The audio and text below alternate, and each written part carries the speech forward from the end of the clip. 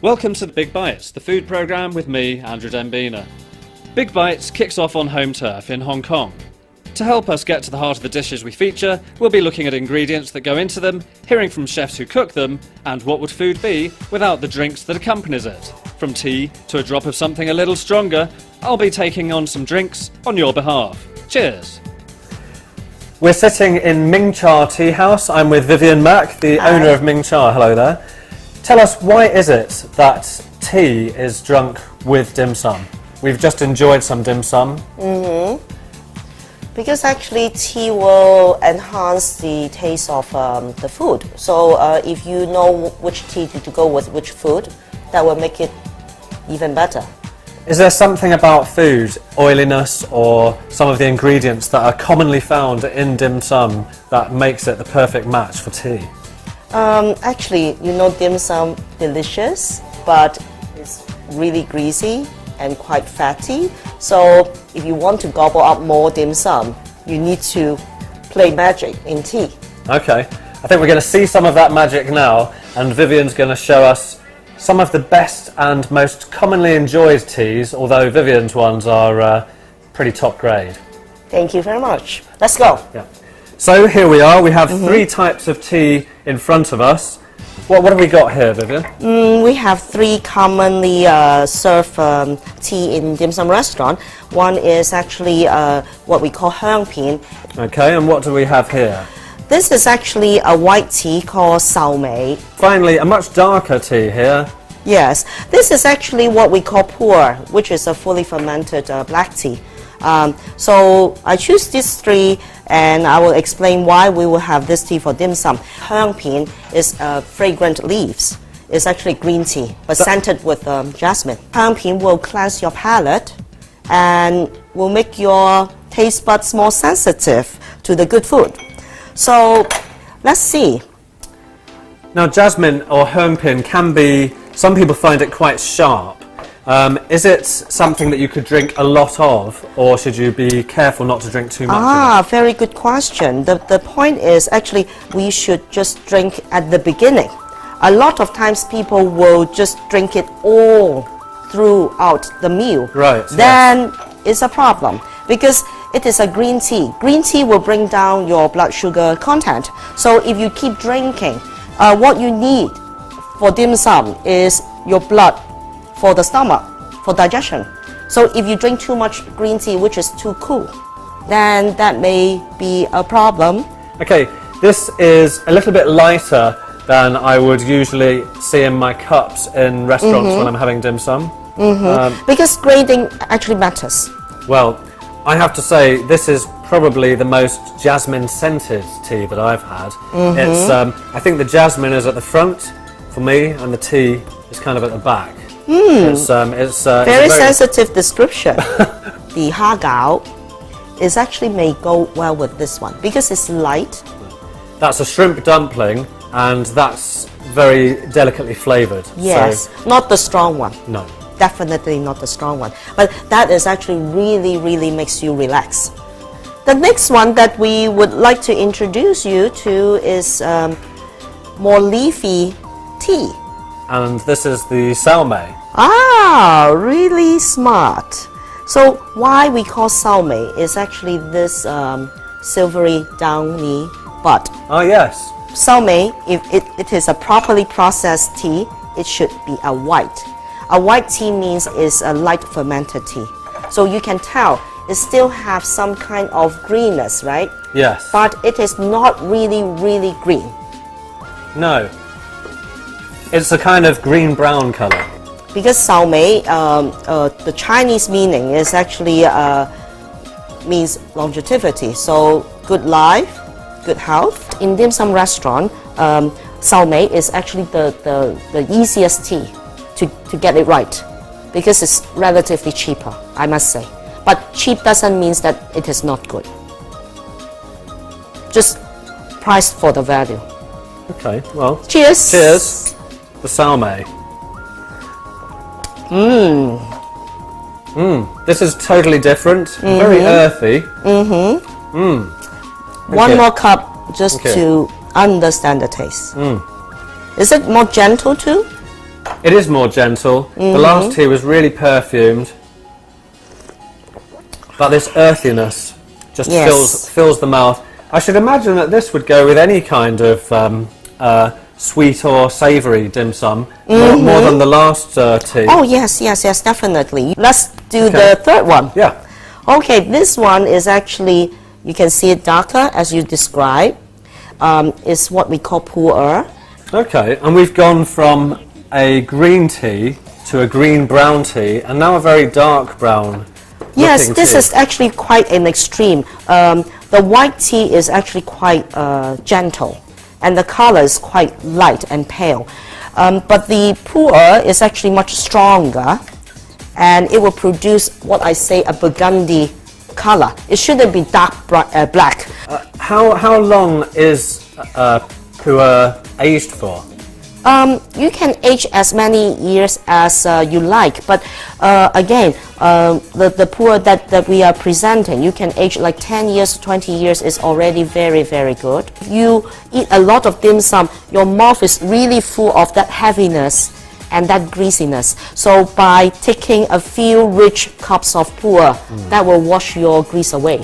Cheers. Cheers. And then the color is so nice too. It is. This tea tasting is turning into an aromatherapy experience. Yes, try this one too.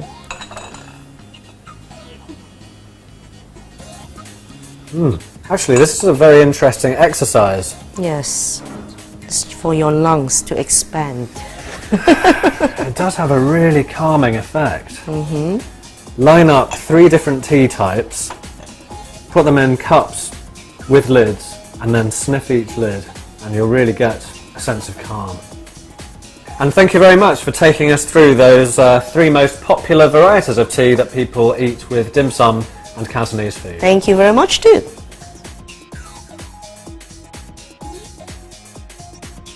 Okay, so Mr. Wall, how long have you had your seafood restaurant here? Over 40 years.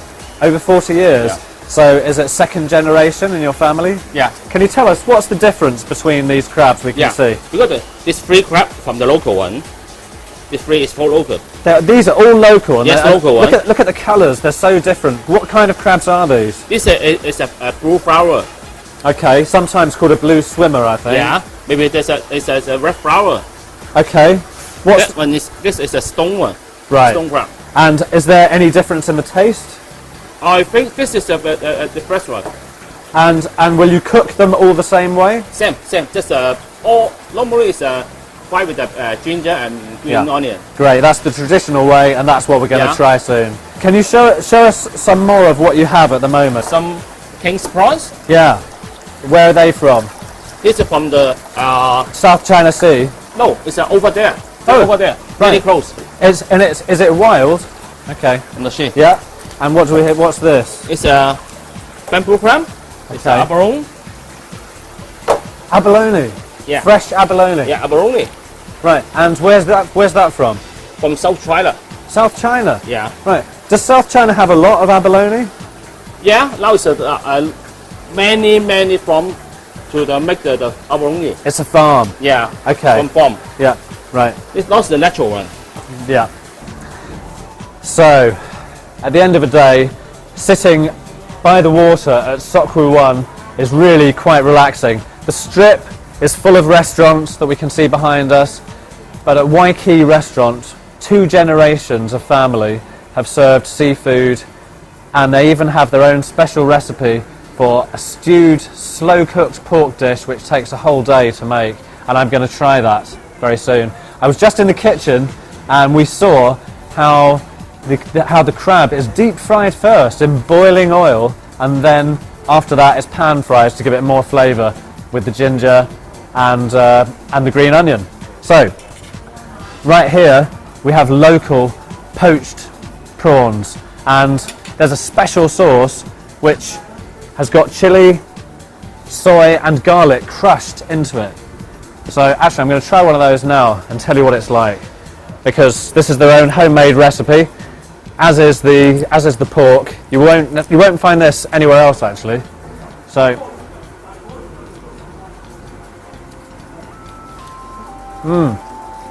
this is a very salty sauce, and it's not too strong on the chili. And now I'm getting a kick of garlic. It's very strong. Normally, tea would be served with most Chinese meals, and tea is served here automatically.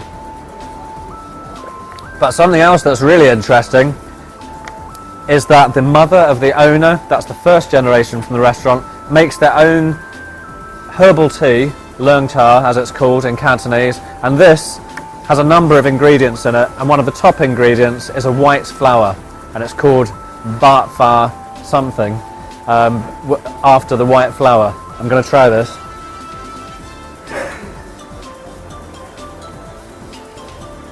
Well, that's nice. Actually, it's not too dissimilar from wine. It doesn't have the bitterness that I've had in a lot of other herbal teas, like 5-flower tea. This is actually, it's chilled. It's quite an elegant drink. And it's meant to be a good balance for some of the seafood that you can eat, which can give you internal heat, it's believed, in the Chinese traditional medicine. So, time for some crab.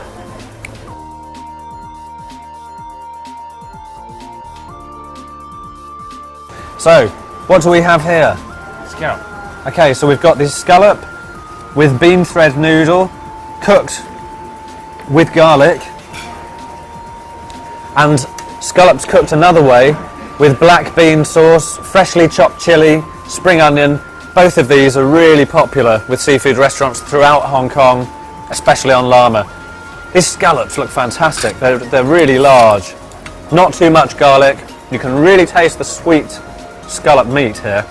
Okay, now it's time to try the homemade pork and taro stew, which has been cooked for 24 hours. So you know how tender this is going to be. It was difficult even getting it to the plate without it breaking up into pieces. Supremely tender. Let's try the meat first. It's a fatty cut.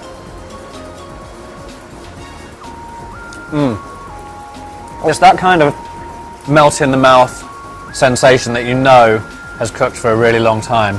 And every piece of pork is divided with a piece of taro, and I'm going to try some of that now. Taro, the purple relation to a sweet potato. Okay. This is marinated in 5-spice. I can smell scents like star anise, cinnamon. It's a very, very rich flavour. To lighten it up a bit, to go through that very heavy, wholesome texture, there's also some spring onion.